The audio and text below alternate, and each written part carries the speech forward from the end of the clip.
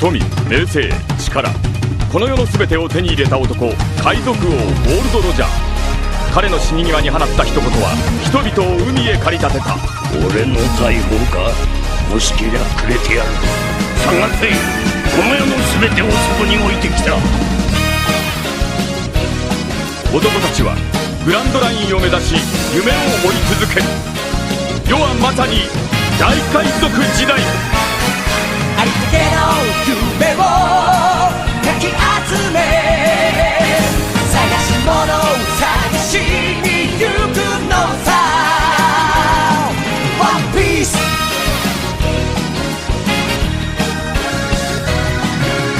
羅針盤なんて渋滞のもと、列に浮かされ漢字を取るのさ。誇りかぶってた宝の地図も確かめたのなら伝説じゃない。個人的な嵐は誰かのバイオリズムの勝手踊り過ごせばいい。ありったけの夢をかき集め、探し物を探しに行くのさ。ポケットの恋、それと You wanna be my friend. We are on the curve. We are Episode 13 of the MultiMangaverse. Welcome to it. My name is Alan, hoping you're doing well whenever you're listening to this, wherever you may be in the world right now. It's been several weeks since episode 12 came out, and reason for that is that things have gotten pretty busy around here. Myself and my younger brother have been helping out the old man with his manufacturing business, so there are going to be times where during the week I won't get a chance to work on any of the online content. So that's what has been keeping me occupied. Initially I thought like this past week, Thursday, it looked like a good day when I'd get a chance to record. But I ended up spending like the whole morning. There was some fabric softener that had to be packed, so I was stuck doing that as well. So unfortunately Thursday I didn't get a chance to record, but today, Sunday, the usual Sunday, getting a chance to record now. So here we are with episode 13 of this series. And today we're going to be looking at One Piece Volume 6. This is going to be a big episode because not only is One Piece Volume 6, we've got two major characters who are introduced in this one, but this volume contains the 50th chapter of One Piece, 1 year of serialization of One Piece. So what we're going to do after we cover volume 6, we'll go back in time, all the way back to 1998, and take a look at Weekly Shonen Jump, the issue which contained chapter 50 of One Piece, and just have a look at what else was going on in Jump at the time. If you didn't catch my previous episode, episode 12, which looks at volume 6 of Hunter x Hunter, I would recommend you check that out, because in that episode we went back to 1999, had a look at Jump at the time to see what else was going on there, because volume 6 contains chapter 50 of Hunter x Hunter. And Hunter x Hunter, when that chapter came out, it got the cover page, it got color pages as well. So I'm just curious to see, did One Piece get the same treatment back then? We'll find out. And also, maybe there's some of you who now skip the intro theme. If you did, well, unfortunately this episode is going to be the last one where we'll be playing We Are as the opening theme, because starting in the next episode, when we take a look at One Piece, we'll switch over to the second theme of the anime. My idea was, when the anime is covered a certain portion of the manga and switches over to a new theme, we'll switch over to that new theme in the MultiMangaverse as well. So I'll talk a little bit about that second theme at the end of the episode, and also I'll have a little thing to say about the One Piece live action series. Maybe there's some of you who are interested to find out, have I watched it, what are my thoughts, will I review it? I'll talk a bit about that towards the end of the episode, so stick around for that. But anyway, for now, we get into Volume 6 of One Piece.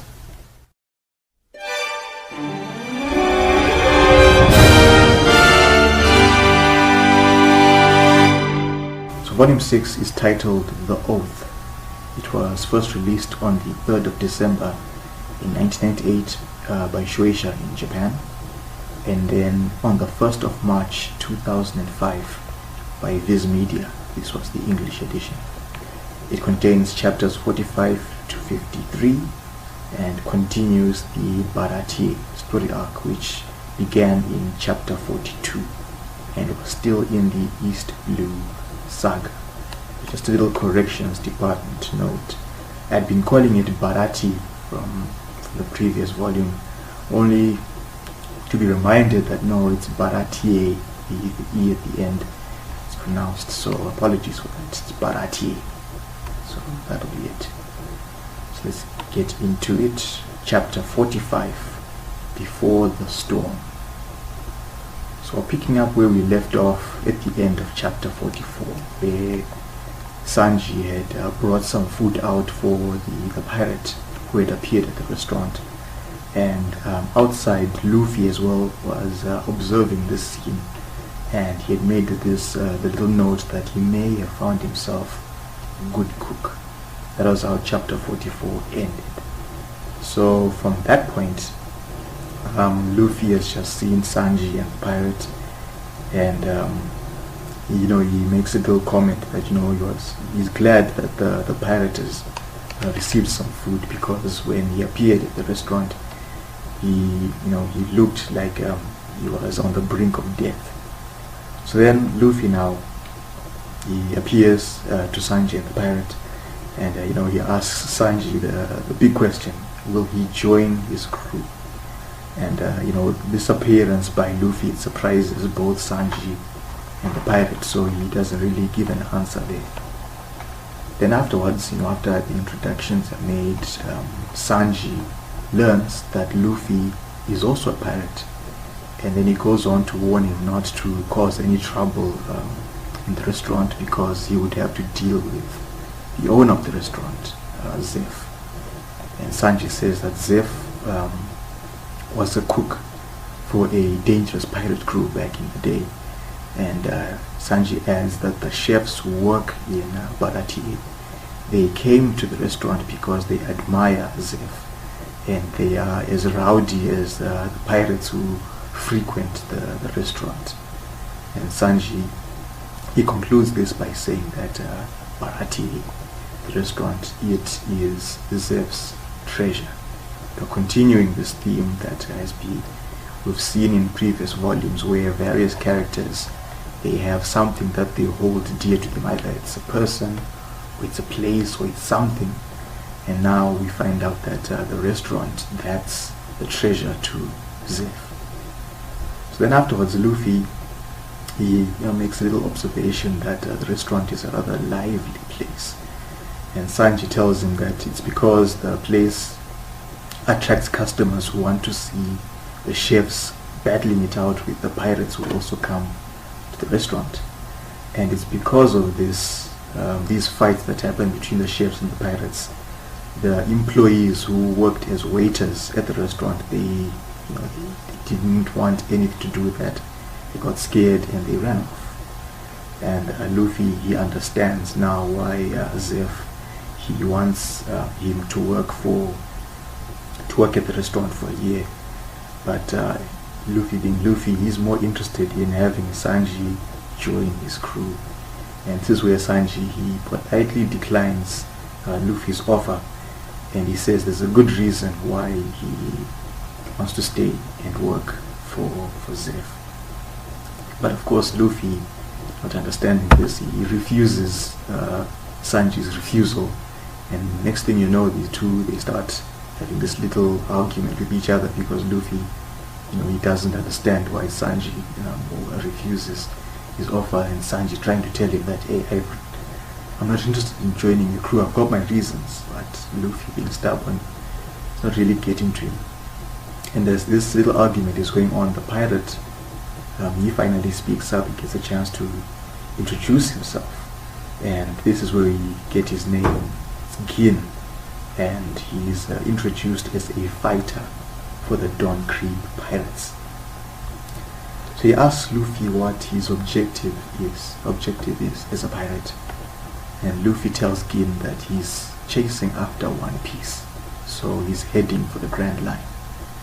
And it's upon hearing this that Gin is visibly alarmed, and then he guesses that Luffy's crew is not a big crew since Luffy is in search of a cook. Luffy confirms this, and as he confirms this, he adds Sanji as part of his crew to make it a crew of 5. And of course Sanji, he's there in the background declining and refusing that, no, I'm not part of his crew. So Gin continues, and although he doesn't know Luffy very well, he offers him a piece of advice: do not go to the Grand Line. And Gin, he can see that Luffy is still a young pirate, and he says there's no need for Luffy to be reckless and to sail to the Grand Line for certain death. It's just one sea route in the world out of many other sea routes that are out there. So Gin, he suggests that Luffy should just look for safer waters, find another route, and travel through those. Then Luffy asks Gin if maybe, do you know something about the Grand Line? And immediately Gin, he breaks out into sweats, and he's looking very afraid now, and he tells Luffy that he doesn't know anything, and not knowing anything is part of why he's so terrified of the Grand Line. And Sanji, looking at Gin behaving this way, he's surprised, because Gin is so terrified of the Grand Line, and yet he's a member of a pirate crew, the Dawn Creek Pirates. And this prompts Luffy to ask Sanji, who's Dawn Creek, right? And that's how that scene ends. So from there, we shift back into the restaurant. We are now in the kitchen. There we see the chefs are busy at work, and among the chefs we see Patty, who's busy chopping up some meat.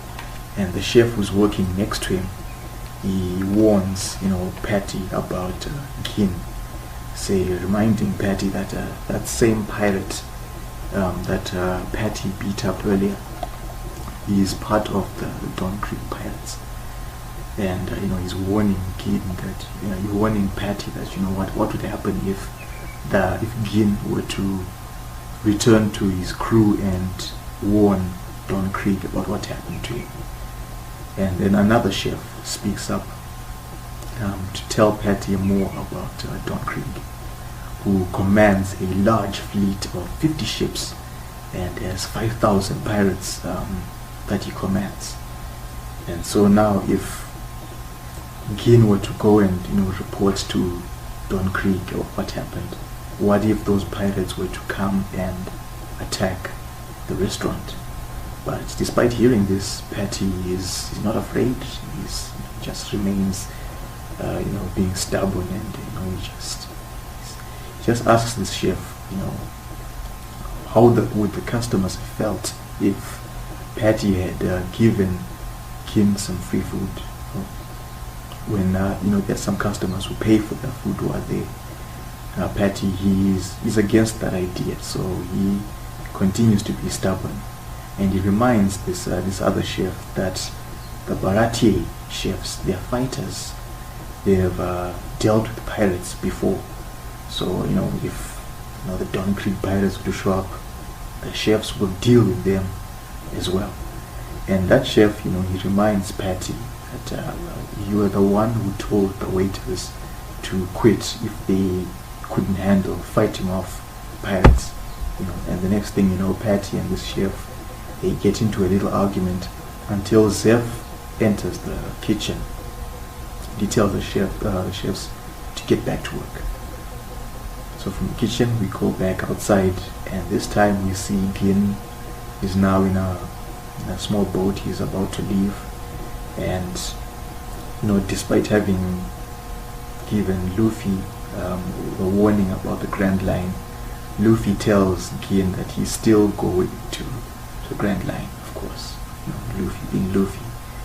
And so Gin, he thanks Sanji for the food, and Sanji tells him that he's welcome at Baratie anytime. And Zeph, he finally makes his way outside. He sees Sanji and Luffy, who, he identifies Luffy as a chore boy, and he tells them to get back to work. And Gin, now seeing Zeph, he thinks maybe Sanji might get into trouble for giving him free food. And what Sanji does is he takes the plate and the utensil that he'd given to Gin, that had Gin's food, and he tosses them overboard, and he tells Gin that not to worry. There's no evidence, so he's not going to get into trouble. So after that, we begin Luffy's temporary hiatus from piracy.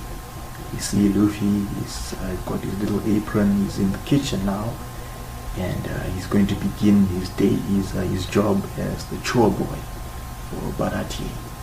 And as he's in the kitchen, he's there introducing himself, and the first thing he does, his first day on the job, he finds himself a chair and he sits down while the other chefs are busy, at work, arguing with each other and so on. And that goes on until they gang up on Luffy because he's the one who's not working. So from there, Luffy he finally has to get to work now. So there are a few chefs who start talking about Sanji, who's not in the restaurant, in the kitchen, working with them. And it's because they've realized that now Sanji is not in the kitchen. He's in the dining area doing what he usually does, flirting with customers. And of course Patty is not happy about this because it's a common occurrence. He's done this before. And yet Sanji is the assistant head chef. And then one chef, he mentions that Sanji has been working at Baratie longer than any of the other chefs. And another chef, he says, it's because Sanji is aiming to become head chef someday. Now Luffy, he's hearing this conversation going. And what's Luffy doing? He's by the sink washing dishes. By washing dishes, I mean he's breaking dishes as he should be washing them. And the chefs, as they're talking, they suddenly start hearing the sound of something's being broken. What's going on? And that's when they notice, Luffy is breaking the plates that he's supposed to be washing. And so now Patty decides, okay, no, you know what, go do something else, go do some cleaning. So Luffy, he moves away from the sink. As he's going to his next task, he's swiping food from the tables, including one meal which was the main course for one of the customers. And so Luffy, he gets to his next task. He finds a wok. It's that Chinese frying pan. I'm sure you know what a wok is. Yeah, he finds that. So he decides, okay, maybe I'm going to clean that. So the moment he puts his hand on the handle of the wok, he burns his hand because this wok is on a stove. So when Luffy burns his hand, his reaction, he pushes back and he knocks over a collection of plates that is on the table, and that entire collection of plates, it falls to the floor, breaks, and at this point, that's enough. That's enough for the chefs. And Patty decides, okay, just leave the kitchen, go and take some orders from the customers, go to the dining area. So Luffy, He is finally out of the kitchen. He arrives in the dining area, and this is where he sees his crew, Zoro, Usopp, and Nami. They're seated at one table. And Luffy is a little upset about this because, while he's busy working, quote unquote, his friends, they are in the restaurant about to be served and get some food. And Sanji, of course, he's there, but he's serving some other customers. He realizes now that, that's Luffy's crew. And then he goes over to their table, and this is where everything changes for One Piece, because this is where Sanji meets Nami. Yes, this is it, the big moment. And immediately Sanji is head over heels in love with Nami, and wouldn't you know it, he breaks into this love poem. So here is Sanji's love poem. This is probably where I should have thrown in some background music. Oh, see, how grateful I am for this day of days. Oh, love, smile upon me, for I cannot survive this pain. I would stoop to becoming a pirate or even a devil, if only I could be with you. Such tragedy, the obstacles between us are great. Love poem by Sanji. And this lovely scene is spoiled by Zeph, because Zeph has been just standing off to the side, seeing Sanji behaving this way. And he tells Sanji, you're gonna be a pirate, just go and be a pirate. He has no need for Sanji at the restaurant. And from this scene, we just suddenly switch over to the final scene of the chapter, where we catch up with Gin, who has returned to his crew, and we see him in a room speaking to his captain, Don Krieg. And Don Krieg has learned that, Gin was saved by a chef, and as a result, this is how Gin was able to make it back to the crew. And Gin, he offers to lead the crew to Baratie. That's how chapter 45 ends. This is how volume 6 begins. Yeah. So at the end of the chapter, we get an extra page. This is the first column of SBS for volume 6. And one of the questions that Oda is asked by a reader is about the mushroom stalk that's on Django's chin. We talked about this a while back. How did Django get that stalk that's on his chin? This is where Oda explains how Django got it.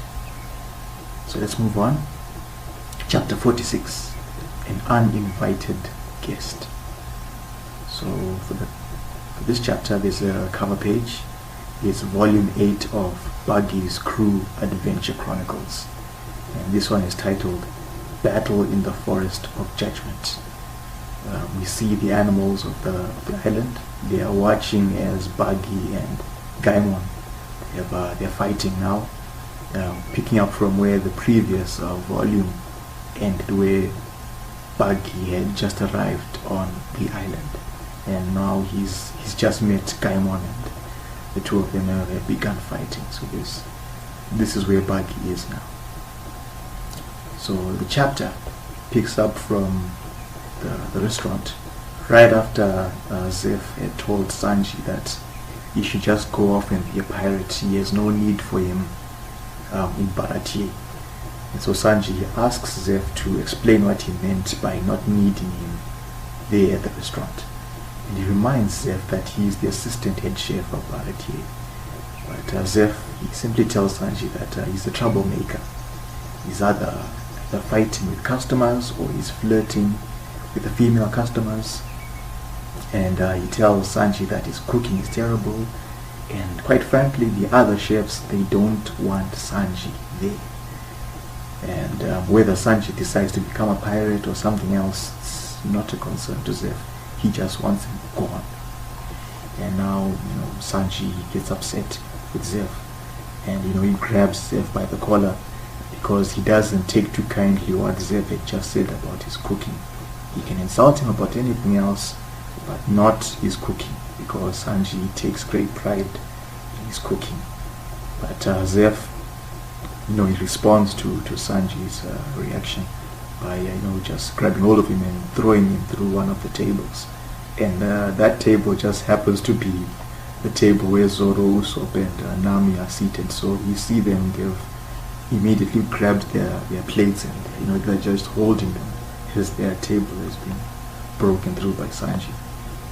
Then as Zeph is walking away, Sanji tells him that he'll continue to work at Baratie until the day that Zeph kicks the bucket, only for Zeph to respond by saying he'll live for another 100 years. So after that, Luffy, right on cue, he's just seeing this scene, and he tells Sanji, "Oh well, you've just received permission from Zeph. You could join my crew now." But again, Sanji, he's not really interested in joining the crew. So soon afterwards, he apologizes to Nami for the interruption, and he serves her some fruit and a glass of wine. And of course, Usopp, watching this, he has an issue with Sanji, because Nami is getting high quality treatment. Meanwhile, Usopp and Zoro, they're not getting the same treatment. Why is Sanji favoring Nami over them? And so now Nami, being Nami, she takes advantage of this, and she charms Sanji into letting her have a meal for free. And of course, Sanji, he obliges. Nami can have her meal for free.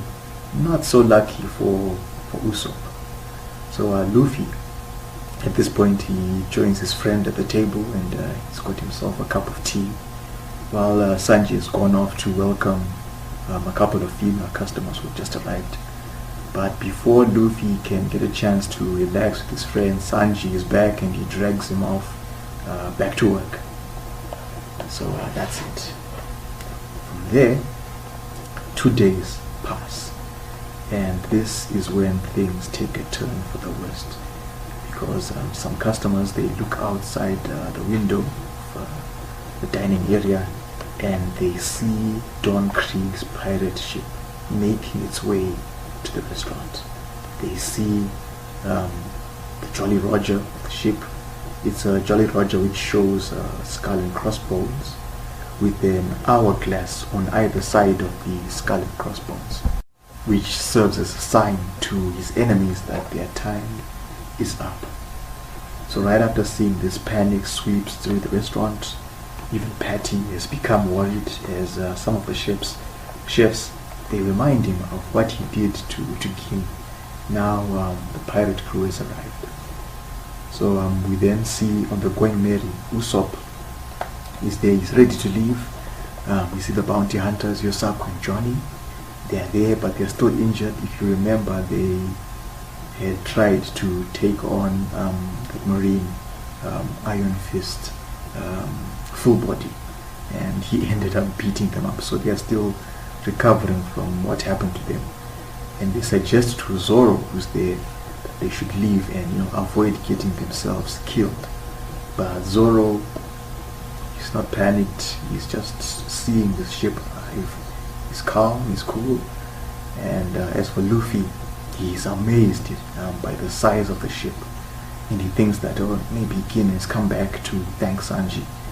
But Sanji doubts this, and he notes that something is strange, because Don Krieg's ship, this huge galleon that towers over the Baratie ship, it's in a complete mess. It's a wreck, looking as if it had barely survived a terrible storm.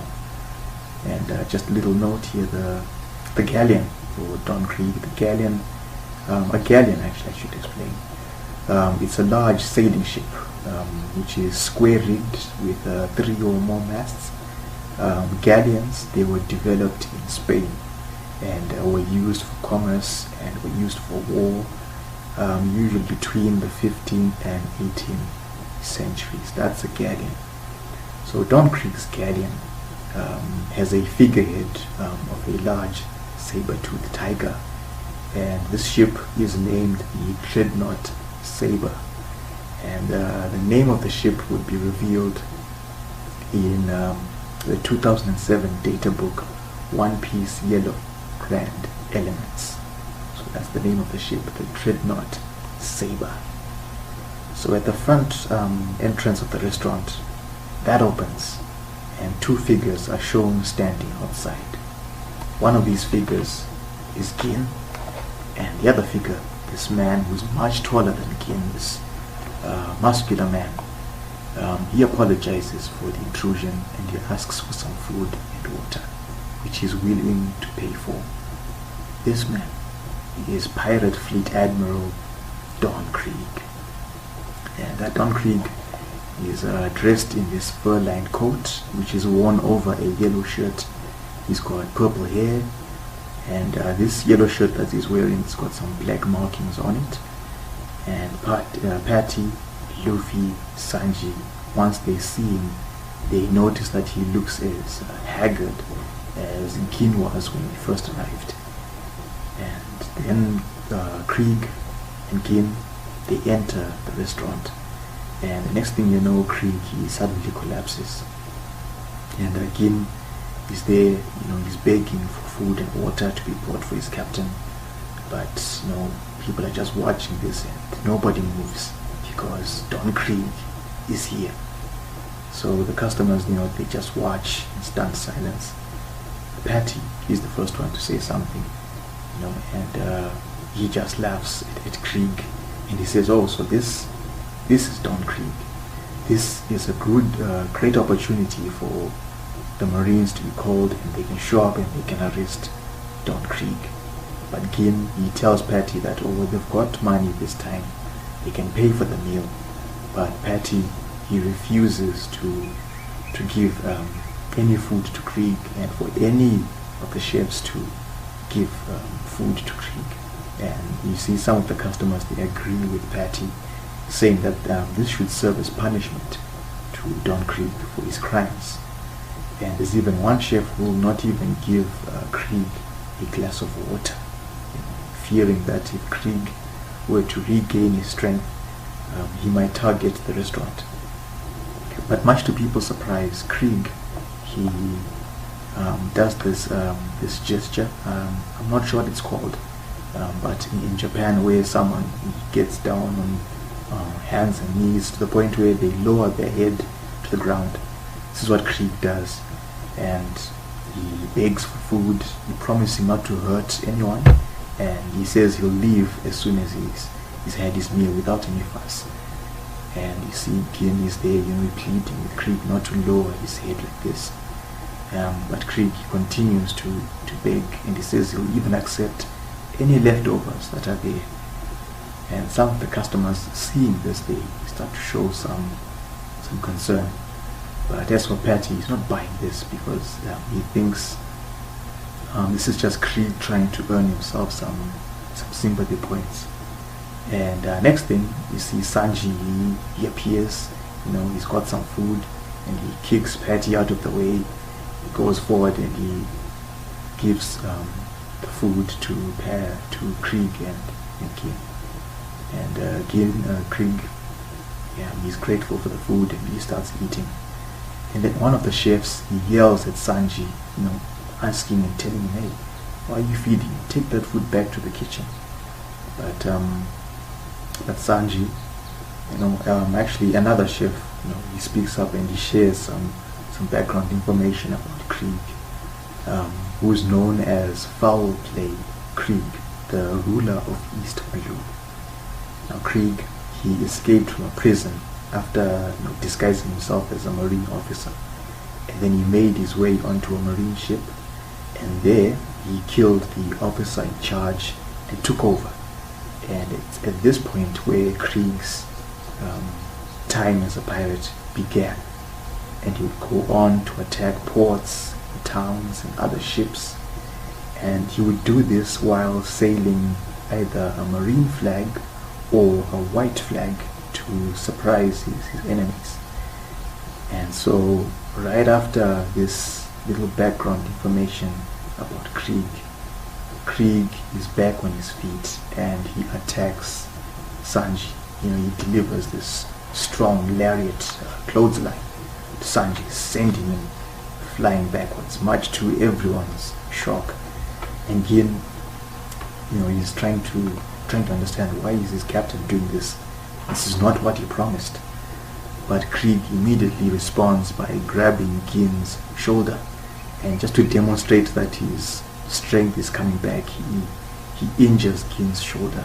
I'm not sure whether he breaks his shoulder, but whatever he does to that shoulder, it's a serious injury.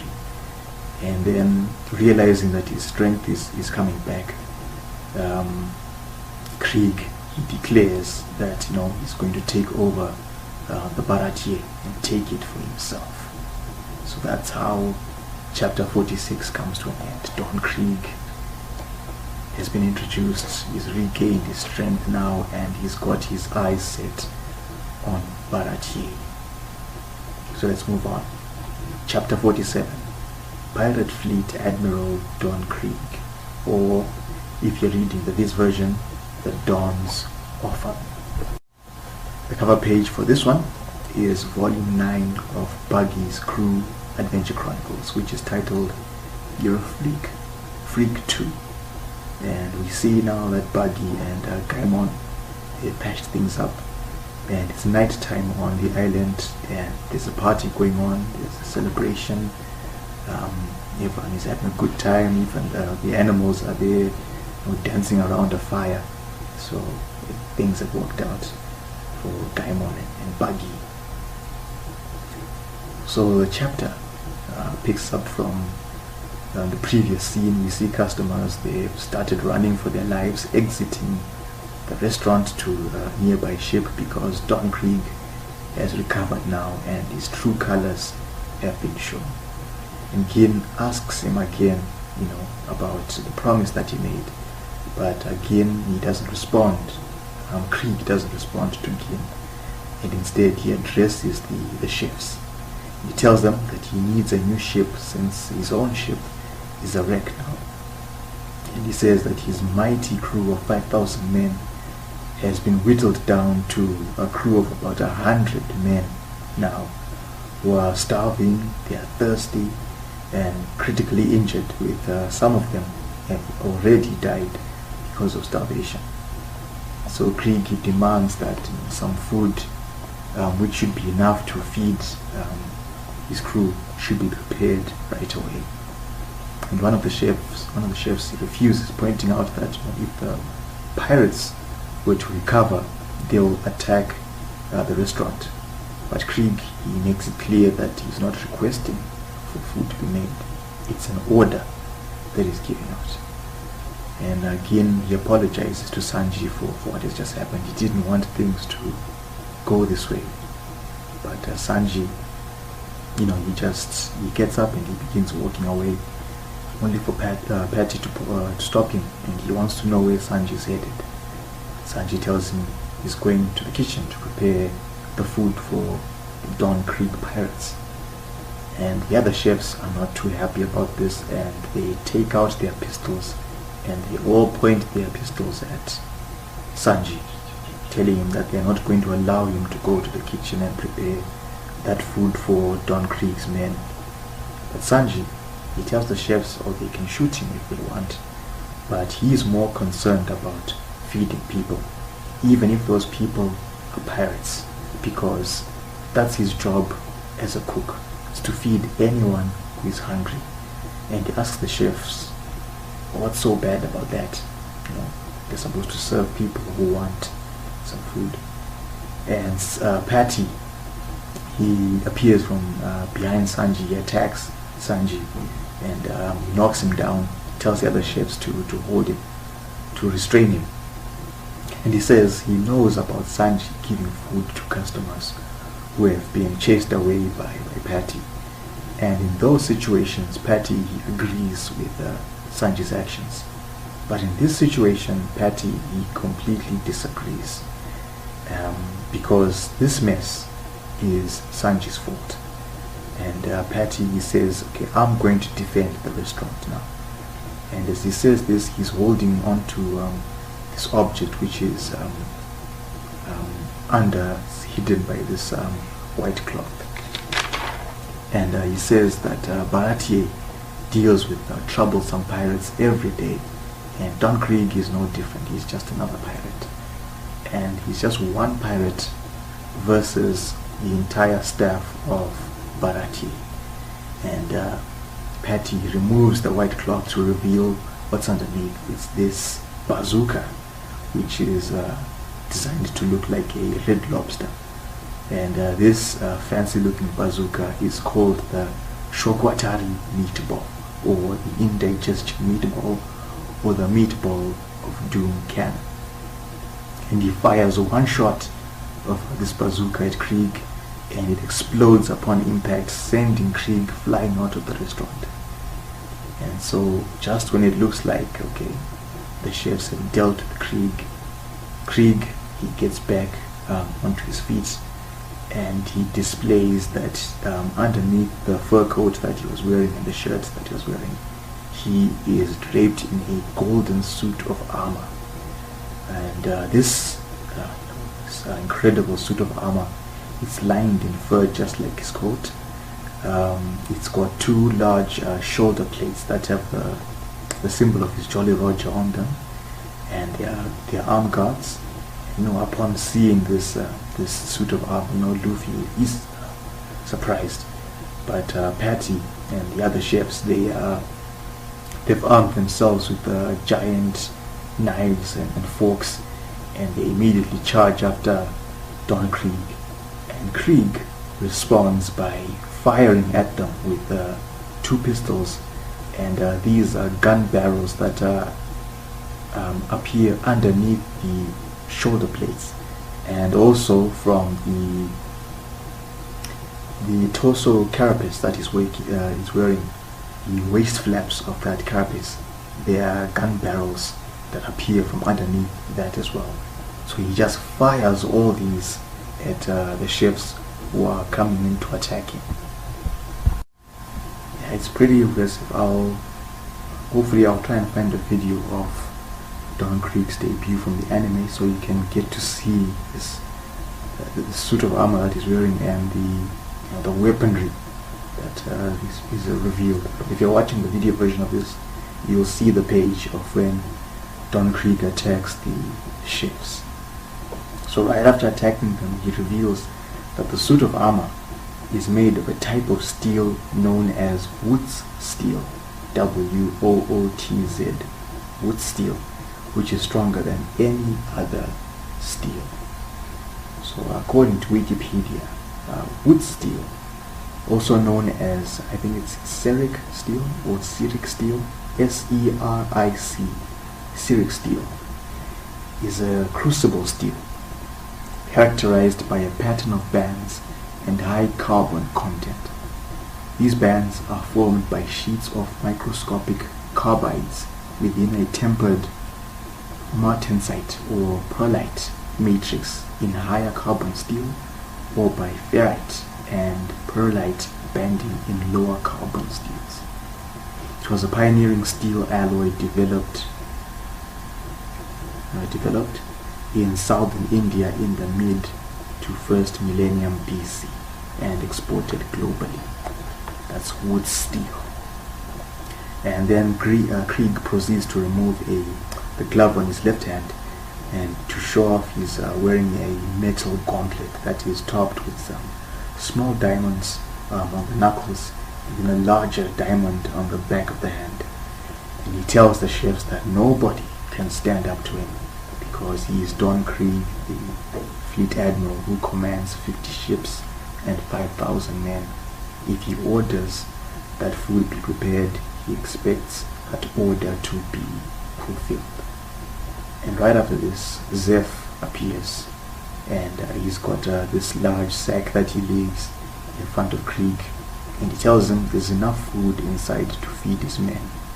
And the chefs, they can't believe that Zeph would give food to the pirates who could attack if they recover, only for Zeph to tell them, well, they could do that if they have any strength left.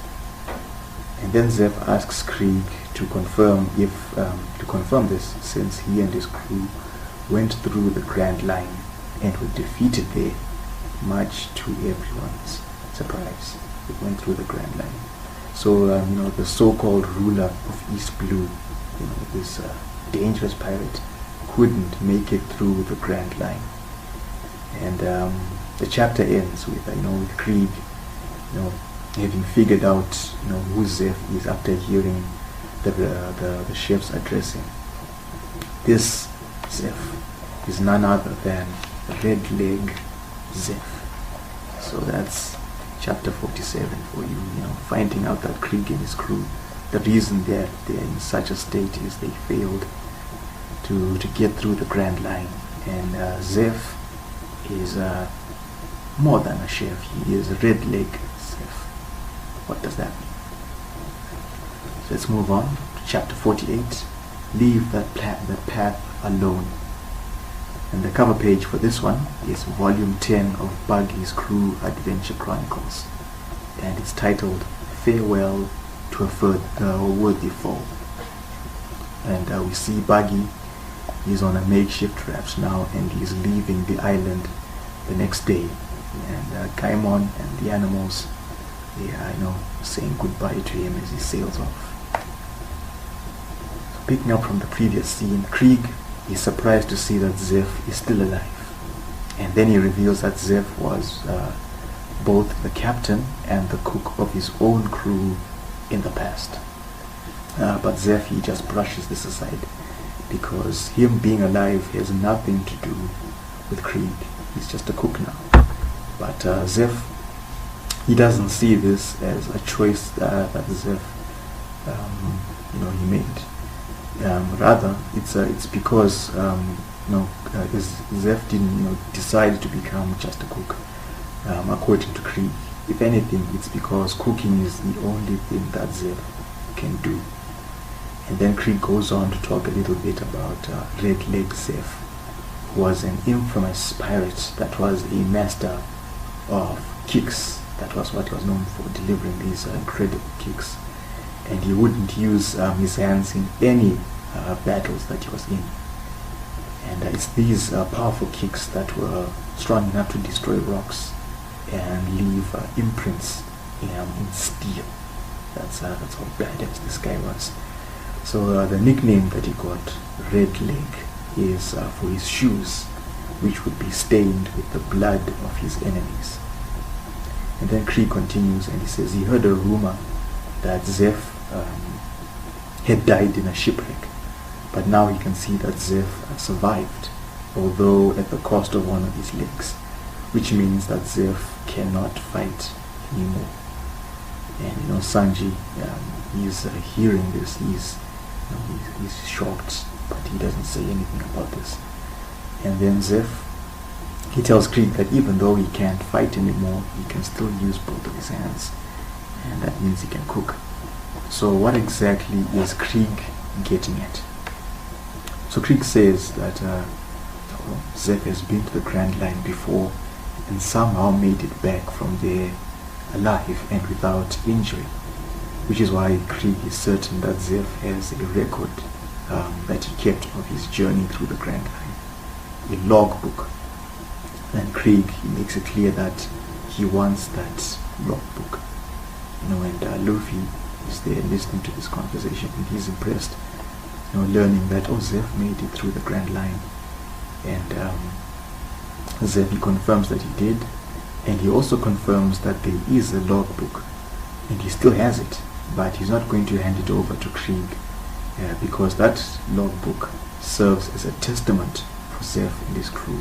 It's not for Krieg to have. So then Krieg, he settles for, he's going to steal that logbook anyway, and he admits that he was unsuccessful in his attempt to conquer the Grand Line. Despite having the ambition, he had the ships, he had the men, he had all that, but what he didn't have was enough information about the Grand Line. So now Krieg, he plans to steal the logbook and then take the Baratie, and then that might be that might help him in his next plan. But the chefs, they're not going to take this. They stand up to Krieg. They're not going to let him take over the restaurant, because they wouldn't have anywhere else to go. So they are willing to stand up and fight Krieg. And they reveal that they didn't have anywhere else to go because they were chased away from all the other restaurants. It was Zeph who was willing to take them in when nobody else would. But Krieg reminds the chef that there's a difference in strength between him and them, so they should just keep their mouths shut. And then he says that once he's got the logbook, he'll assemble a new fleet, and then he'll go on to find One Piece and then become the greatest pirate of this age of piracy.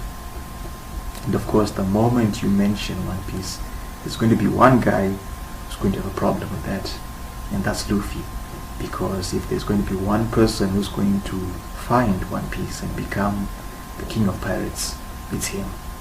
And the other chefs, they're surprised to hear this from the chore boy. The guy was making a mess for them in the kitchen. All of a sudden, he wants to go and find One Piece and become king of the pirates. And even Patty, he tells Luffy, stay out of this before you get yourself killed. But Luffy is not going to back down. Not at this point when Krieg has just mentioned that he's going to chase after the One Piece.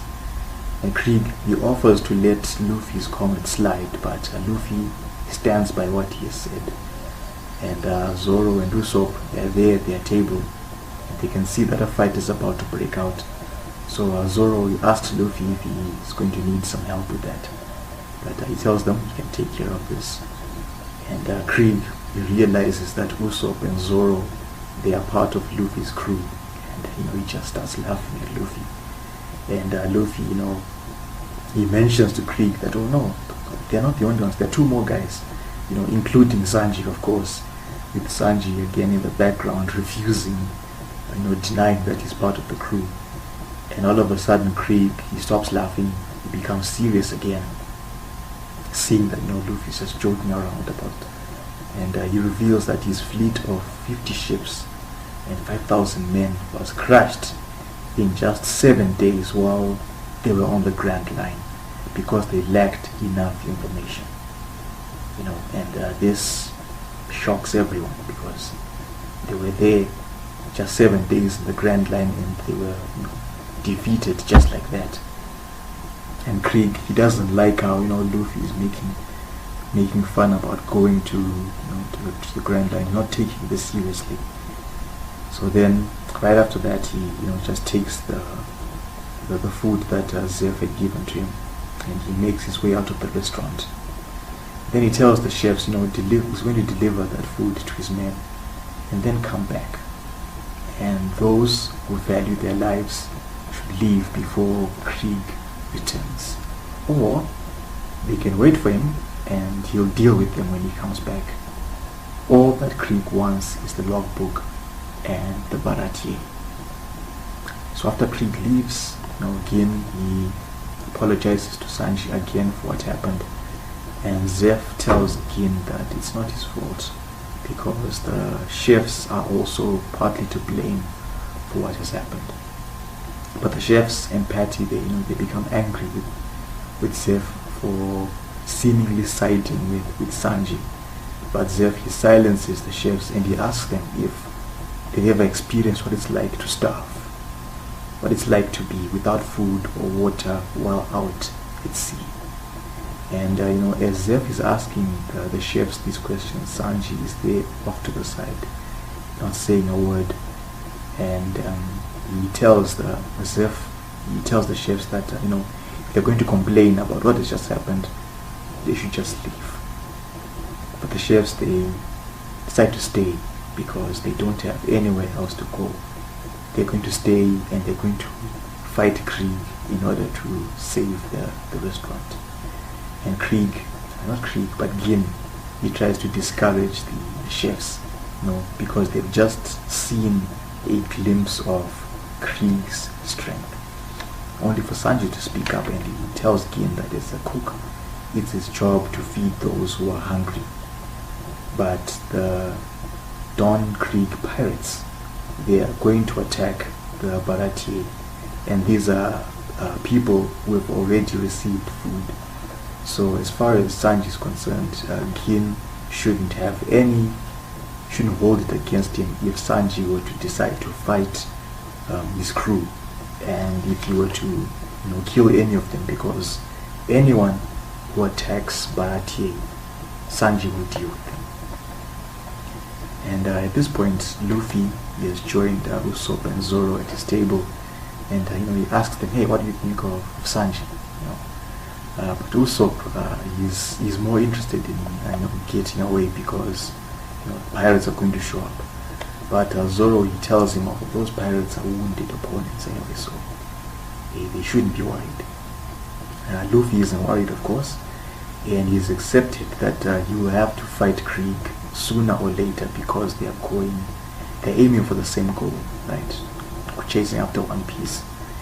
And then he turns to Gin and he asks him to confirm if they really did go to the Grand Line. And Gin, he says whatever happened to them while they were in the Grand Line during that 1 week, it's beyond terrifying. He's not even sure if it actually happened or maybe it was a nightmare. But what's clear to Gin is that on the 7th day, someone appeared. This man who just went on to destroy Krieg's ships all by himself. And again, he continues to say a storm followed and sunk most of those ships. But he's certain that, were it not for the storm, that mysterious man who suddenly appeared would have destroyed their flagship. So Gin, he has no idea how many of their ships survived, but he can't forget that man.